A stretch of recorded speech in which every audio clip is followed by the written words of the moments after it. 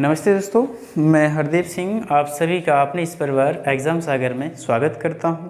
हम भारतीय भूगोल की जो श्रृंखला चला रहे थे उसमें भाग 3 का अध्ययन करने जा रहे हैं। कल की जो हमारी पिछली भाग 4 का अध्ययन करेंगे। जो पिछली हमारी क्लास थी उसमें हमने भारत के बंदरगाहों के बारे में जाना कि कौन सा बंदरगाह कहाँ है और उसकी क्या स्थिति है।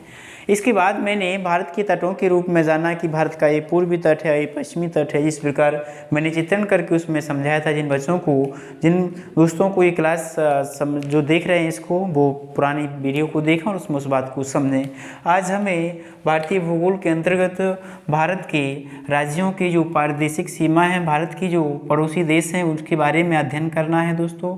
और इसके अलावा हमें पर्वत श्रृंखलाओं के साथ साथ आज भारतीय भूगोल के अंतर्गत भारत की दर्रों का गहनतम अध्ययन करना है दोस्तों। याद रखना, यहाँ तक की जो हमारी क्लासें हो चुकी थी उनको देखने के लिए आपको भारतीय भूगोल की श्रृंखला भाग 2 को देखना पड़ेगा, तब आगे जाकर की क्लास आपको समझ में आएगी।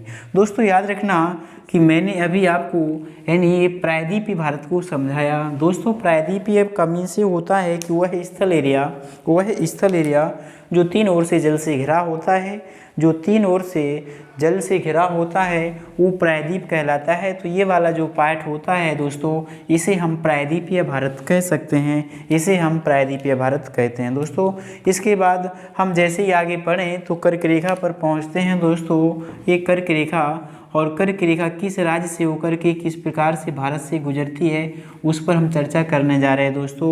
ये कर्क रेखा वही रेखा है जो 23.5 डिग्री विषुवतीय रेखा के उत्तर की ओर होती है। 23.5 डिग्री कर्क रेखा दोस्तों याद रखना, जब यहाँ से निकलती है यानी भारत से गुजरती है वो काल्पनिक रेखा। यहाँ पर हम चर्चा आपसे करना चाहें कि काल्पनिक रेखा जो भारत से गुजरती तो सबसे पहले किस राज्य में प्रवेश करेगी दोस्तों। ये पहला राज्य आपका गुजरात होगा, पहला राज्य गुजरात होगा दोस्तों। और यहाँ पर छोटा सा स्थान राजस्थान का पड़ेगा दोस्तों। तो राजस्थान के बाद यह रेखा मध्य प्रदेश में प्रवेश करेगी दोस्तों। मध्य प्रदेश के बाद यह रेखा छत्तीसगढ़ में प्रवेश करेगी। छत्तीसगढ़ के बाद यह रेखा झारखंड में प्रवेश करेगी। झारखंड के बाद पश्चिम बंगाल में प्रवेश करेगी दोस्तों। 1 2 3 4 5 6 यहाँ पर 6 राज्य होते हैं। इसके बाद दोस्तों यहाँ पर त्रिपुरा में प्रवेश करेगी। त्रिपुरा के बाद ये जो लास्ट राज्य होगा दोस्तों ये मिजोरम से प्रवेश करते हुए म्यांमार में प्रवेशित होते हुए रेखा आगे निकल जाती है। विश्व भूगोल में हम ये भी जानेंगे जब उस श्रृंखलाओं को हम पढ़ेंगे कि कर्क रेखा कितने देशों से होकर के गुजरती है दोस्तों। अभी हमने सिर्फ इन राज्यों को देखा दोस्तों। कभी परीक्षा में क्वेश्चन ये आता है कि कर्क रेखा पर किस राज्य की राजधानी स्थित है दोस्तों। यहाँ पर थोड़ी सी चर्चा करना आवश्यक होगा कि कर्क रेखा पर कौन सी राजधानी होगी दोस्तों। याद रखना, झारखंड की राजधानी रांची कर्क रेखा की बहुत नज़दीक होती है। झारखंड की राजधानी रांची। इसके बाद हम बात करें गुजरात की राजधानी गांधीनगर ये कर्क रेखा की सबसे नज़दीक होती है। इसके बाद हम बात करें त्रिपुरा और जिसकी राजधानी अगरतला इसके नज़दीक होगी। लेकिन इसका यदि कभी परीक्षा में क्रम पूछ लिया जाए कि सबसे नज़दीक कौन है दोस्तों, तो आपको झारखंड की राजधानी रांची लगानी होगी कि ये कर्क रेखा की सबसे नज़दीक होती है। इसके बाद गुजरात की राजधानी गांधीनगर। दोस्तों याद रखना, ये कर्क रेखा और यहाँ पर यानी हम कहें कि ये 0 डिग्री लाइन जो है यानी 0 डिग्री लाइन और ये 23.5 डिग्री लाइन के बीच में भारत के कई स्टेट आते हैं दोस्तों। इसे हम प्रायद्वीपीय या फिर उष्णकटिबंधीय वाला एरिया कहते हैं। यहाँ पर सबसे ज़्यादा टेम्परेचर, ये मैंने पहले ही कहा था कि जैव विविधता सबसे ज़्यादा यहीं होती है दोस्तों। अब हम आगे बढ़ें दोस्तों तो यहाँ पर हमको पढ़ना पड़ेगा कि हिमालयी रेंज और एक भाग हम आगे हिमालय को स्पेशल क्लासिफिकेशन करेंगे, हिमालय का वर्गीकरण करेंगे और एक एक बात को उसको समझेंगे कि हिमालय की क्या खासियत है, किस प्रकार से इसका वर्गीकरण हुआ है, किस हिमालय को क्या नाम दिया गया, बृहद हिमालय, कुमायूं, शिवालिक, महादेव श्रेणी, ये सब क्या है हम उस पर बाद में चर्चा करेंगे। आज की क्लास में हमें अध्ययन करना है पासिस का, यानी पासिस का अध्ययन करना है दोस्तों। मेन से कि हमें दर्रे का अध्ययन करना है। पहला क्वेश्चन हमारा यही बनेगा कि दर्रा क्या होता है दोस्तों। दर्रा क्या होता है दोस्तों? तो याद रखना, दर्रा किसी पर्वत श्रृंखला से जो आदान प्रदान इस तरफ से उस तरफ के लिए आदान प्रदान करने के लिए सुरंग नुमा होता है, या जो आदान प्रदान के लिए रास्ता प्रदान करे, वही दर्रा कहलाता है दोस्तों। यहाँ हम बात करें कि भारत में आने के लिए, जैसे हम सिकंदर की बात करें या फिर मोहम्मद गौरी की बात करें, इन्होंने पश्चिमोत्तर क्षेत्र से जो आक्रमण किया था भारत पर, ये भी किसी ना किसी दर्रे से होकर के आए थे। आज के दौरान हम कहते हैं कि पाकिस्तान पहले 1947 के पहले पूरा भारत हुआ करता था दोस्तों। तो जब जैसे कहा कि सिकंदर किस दर्रे से भारत आया, तो वो खैबर दर्रा था दोस्तों। खैबर पख्तून ये वाला एरिया जो पाकिस्तान की, जो वर्तमान में पाकिस्तान और अफगानिस्तान की बीच में बॉर्डर जो श्रृंखला होती है पर्वतों की, वही होती है दोस्तों। याद रखना, आज हम भारतीय भूगोल में भारत के दर्रों का अध्ययन करने जा रहे हैं। ये दर्रे प्राचीन समय भारत के थे, लेकिन 47 में बंटवारे के बाद ये पाकिस्तान के हो जाते हैं। अब हम बात करें कि मोहम्मद गौरी ने किस दर्रे से होकर के आक्रमण किया था दोस्तों? वो था बोलन दर्रा। किसी पुस्तक में बोलन भी लिखा होता है, याद रखना। और सिकंदर ने किस दर्रे से आक्रमण किया? वो दर्रा था खैबर दर्रा। दोस्तों हमें याद करना है कि दर्रे, आखिर भारत में दर्रे कहाँ होंगे, ये बात सभी बच्चों को, देखिए मेरी सभी विद्यार्थियों से, सभी दोस्तों से अपील रहती है हमेशा, चाहे मैं ऑफलाइन पढ़ाऊँ या फिर यूट्यूब पर पढ़ाऊँ, मेरी हर एक बच्चे से यही अपील होती है कि चीज़ों को समझें, चीज़ों को रटें नहीं, क्योंकि चीज़ों को रटेंगे आप तो भूलेंगे। चीज़ों को समझना है दोस्तों। ये बात इसलिए क्योंकि हम सभी को ये ज्ञात होना चाहिए कि ये वाला जो भारत है, इसे हम प्रायद्वीपीय भारत कहते हैं दोस्तों। यहाँ पर पर्वत श्रृंखलाएं हैं जो दक्कन प्रायद्वीप की हुआ करती थी, जो आज अपक्षरण की रेंज में है। यहाँ पर दर्रे बहुत कम मिलेंगे दोस्तों। उन दर्रों में सिर्फ 3 दर्रों को हम देख सकते हैं दोस्तों, जिसमें एक दर्रा हमारा होता है जिसे हम कहते हैं दोस्तों पालघाट। दोस्तों ये पालघाट जो दर्रा है, ये केरल राज्य में है दोस्तों। ये पालघाट दर्रा है दोस्तों, ये केरल राज्य में है। और ये कोची, कालीकट, इस प्रकार से ये 2 स्थानों को जोड़ेगा दोस्तों। यहाँ पर प्रायद्वीपीय भारत में सबसे दक्षिणी दर्रा जो हमको मिला, वो कौन सा दर्रा है? पालघाट दर्रा होता है दोस्तों। इसी प्रकार एक दर्रा थालघाट हमको मिलेगा और एक दर्रा हमको भोरघाट मिलेगा दोस्तों। याद रखना दोस्तों, जो थालघाट दर्रा है, ये यानी पुणे से कहें, यानी महाराष्ट्र राज्य में पड़ेंगे दोनों, इस तरफ को जाएगा दोस्तों। ये कोलकाता की तरफ जाएगा और ये वाला जो दर्रा है दोस्तों, ये इस तरफ को जाएगा। हमें याद रखना चाहिए कि कौन सा दर्रा किधर को जाता है दोस्तों। हम बात करें इसमें थालघाट या फिर पालघाट दर्रा। जैसे हमने कहा आपसे, थालघाट दर्रा जो है दोस्तों, ये वाला, इसका मैंने नाम दिया थालघाट।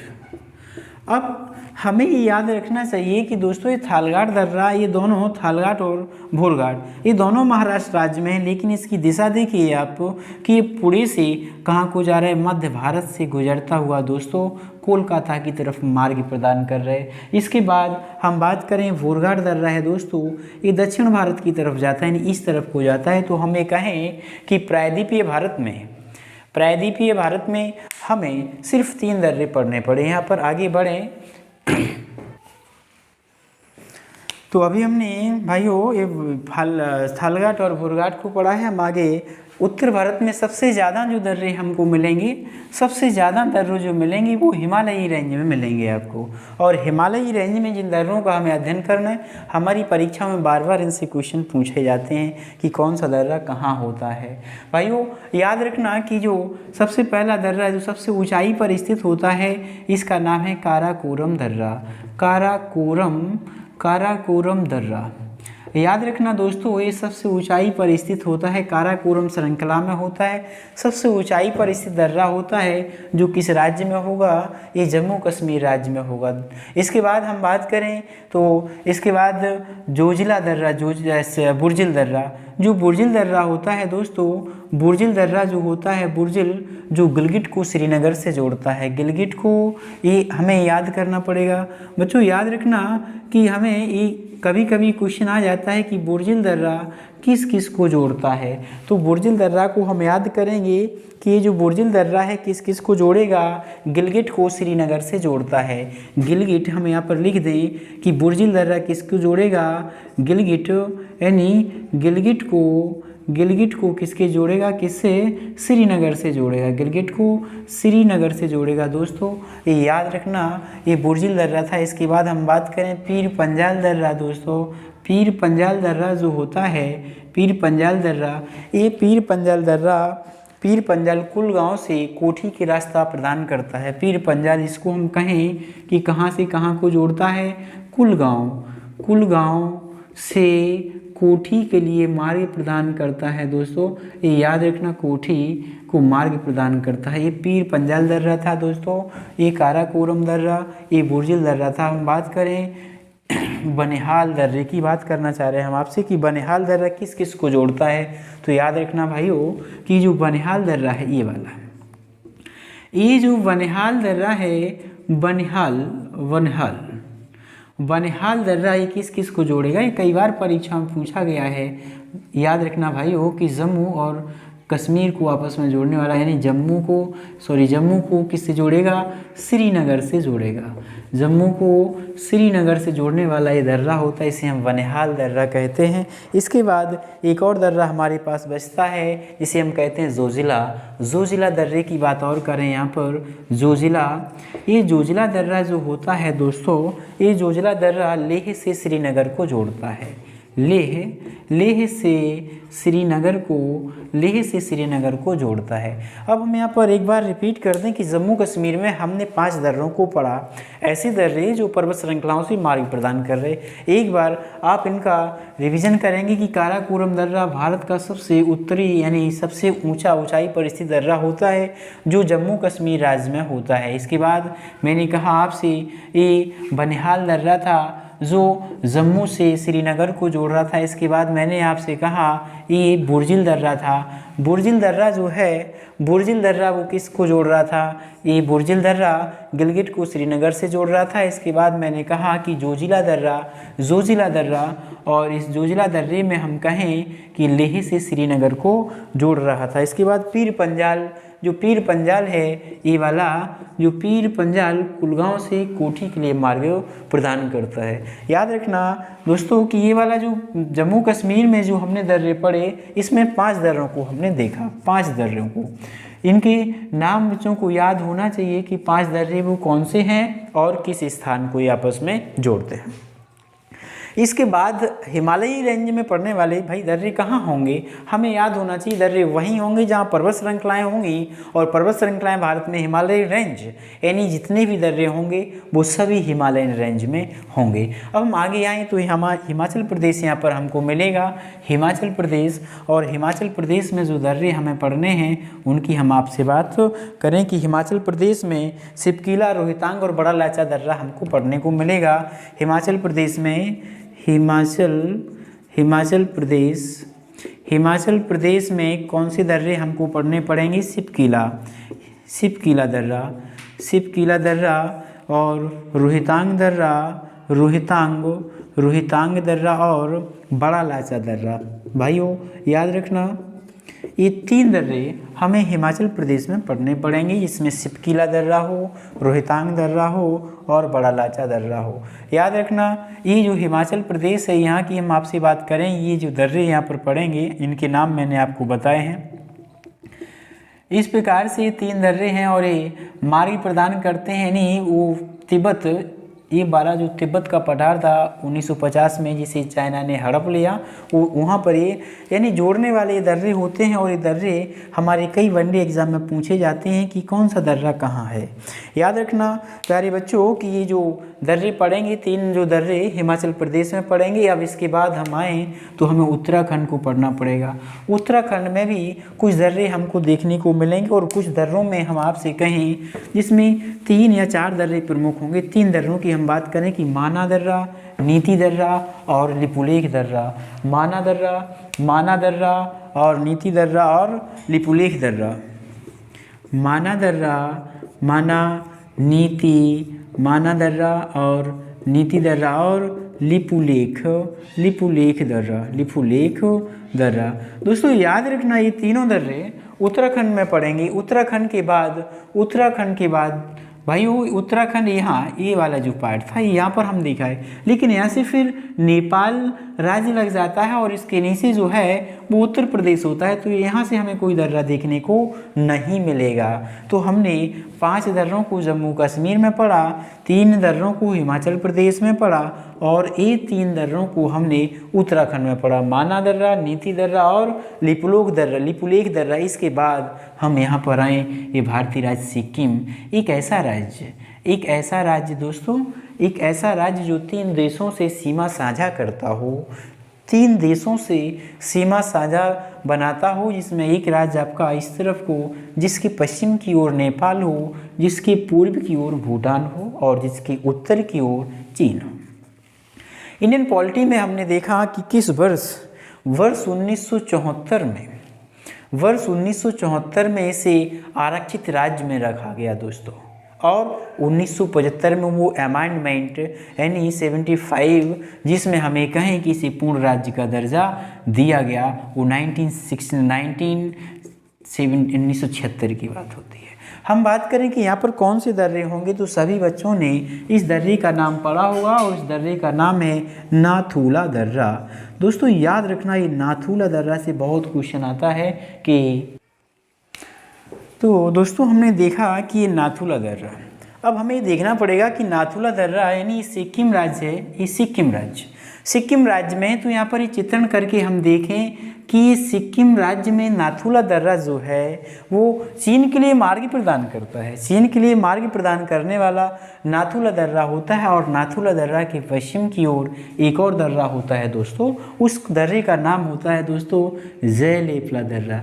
यानी नाथुला दर्रा और जयलेपला दर्रा, यहाँ पर मैं नाम नोट कर दूँ इनके, जिन बच्चों को लिखना हो जयलेपला, वो वीडियो को पॉज करके उसको लिख भी सकते हैं कि जयलेपला दर्रा इस सिक्किम राज्य में पड़ेगा। इसके बाद दोस्तों यहाँ पर जो देश पड़ेगा वो भूटान होता है, तो यहाँ पर कुछ दर्रे हमें नहीं पढ़ने पड़ेंगे इस एरिया में।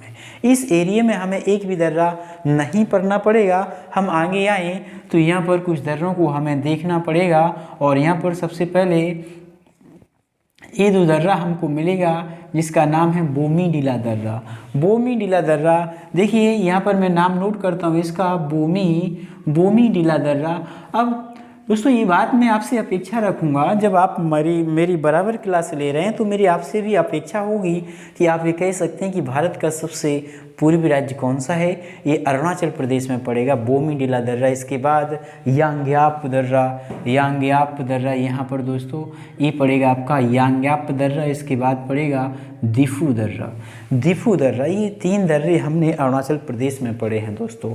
ये 3 दर्रे अरुणाचल प्रदेश में, इनका एक बार मैं रिपीट कर दूँ, जिसको मैंने बोमीडीला कहा, नंबर 1 बोमीडीला, नंबर 2 यांग्याप और नंबर 3 दिफू दर्रा होता है दोस्तों, याद रखना। यानी यहाँ पर ये जो मार्ग प्रदान करेंगे अरुणाचल प्रदेश, चाइना, म्यांमार, ये मार्ग प्रदान वहाँ के लिए करेंगे। इसके बाद हम आए तो नागालैंड के बाद एक राज्य हमें मिलेगा भाइयों, ये राज्य है मणिपुर में जो दर्रा मिलेगा जिसका नाम होता है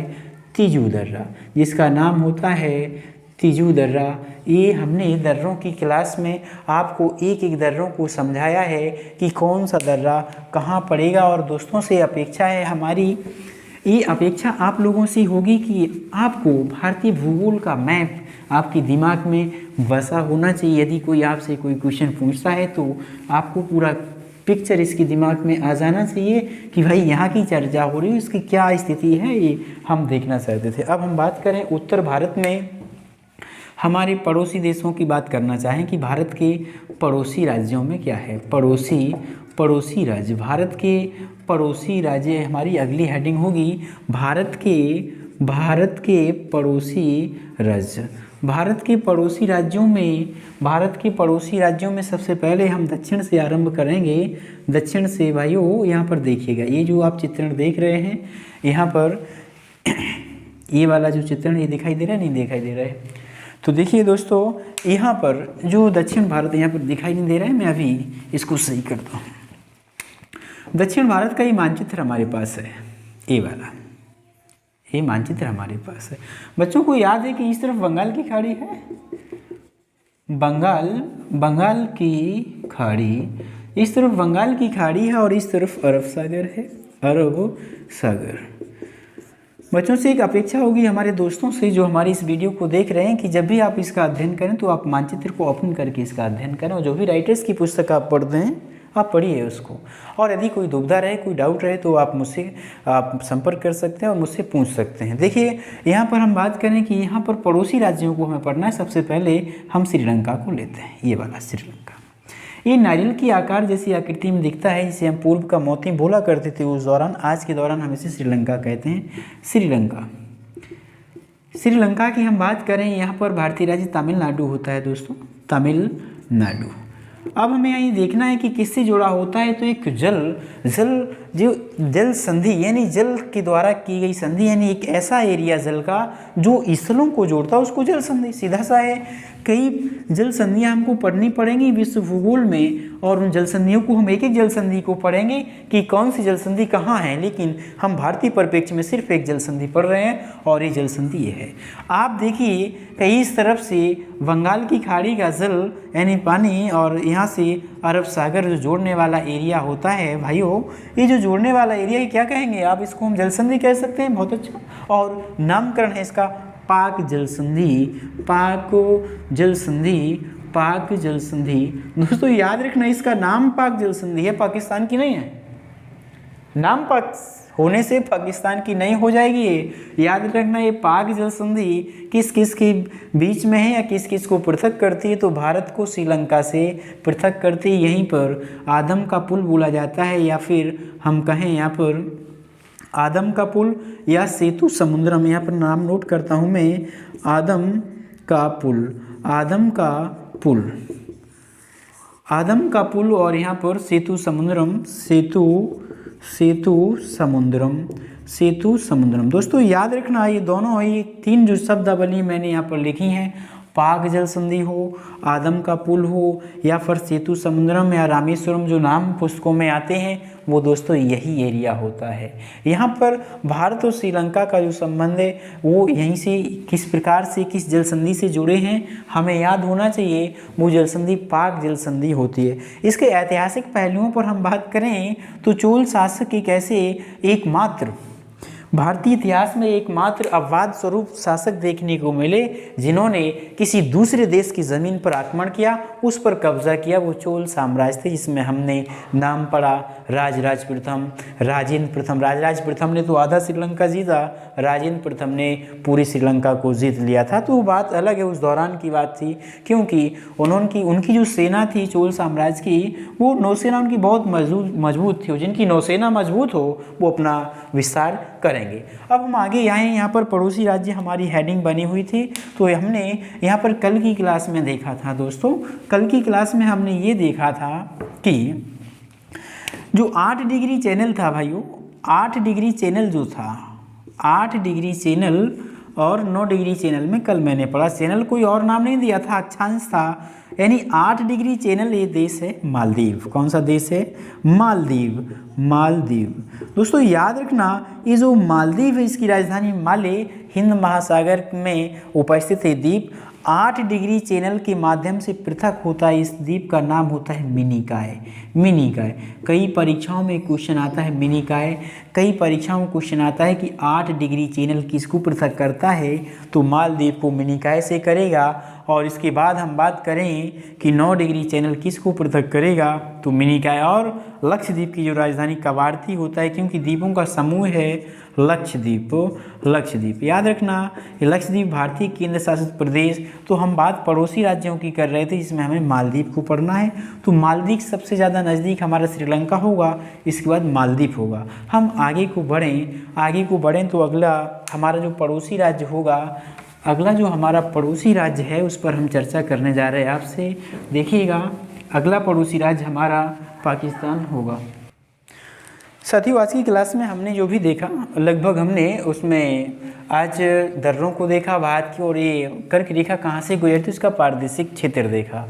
आगामी जो क्लास होगी उसमें हम एक एक राज्य को देखेंगे कि कौन कौन से हमारे पड़ोसी देश हैं, और पड़ोसी देश देखने के बाद हम भारत की अंतर प्रवेश करेंगे, जिसमें भारत की मिट्टियाँ, भारत के वन, भारत की नदियाँ, भारत की झीलें और भारत की आर्थिक संपन्नता परियोजनाओं को भी लेकर के हम एक एक चर्चा यहाँ पर करेंगे। आज की क्लास में दोस्तों हम यहीं ओवर करते हैं, यहीं समाप्त करते हैं। आप लोगों से सिर्फ अपेक्षा होगी कि हमारे चैनल को सब्सक्राइब करें, लाइक करें और शेयर करें, ताकि आप हमसे जुड़े रहें और हम आपसे जुड़े रहें, ताकि लोगों को हमारे चैनल के बारे में पता चले। धन्यवाद।